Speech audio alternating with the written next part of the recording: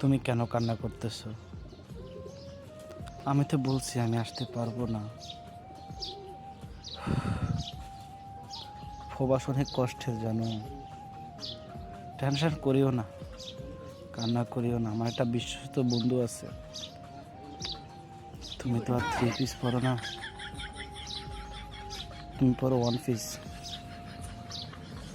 ওই বন্ধুটার বোর জন্য অনেক কেনাকাটা করছে।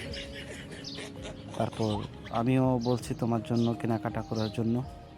ও তোর বন্ধুর জন্য 3 পিস কেনাকাটা করছে,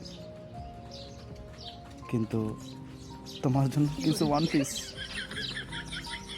তোমার তো গরম লাগে, আমার বাসায় তো এসি নাই, তাই তুমি 1 পিস করো। কান্না করো না প্লিজ, কান্না করো না। তোমার কান্না আমার সহ্য হয় না। শরীর খারাপ করলে তুমি জনি সিংয়ের কাছে যাইও।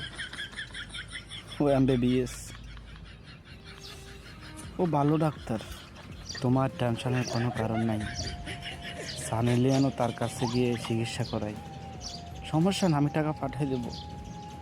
কিছু কিনে নিও, ওষুধ দাবাইও নিও। আরে যে তুমি ভিডিওর মধ্যে এত চিৎকার করো, আমার সহ্য হয় না। ঠিক আছে, সমস্যা নাই। জনি সিংকে বললো যে তোমার চিকিৎসা করার সময় তোমার মুখটা বেঁধে ফেলার জন্য। আমার সহ্য হয় না।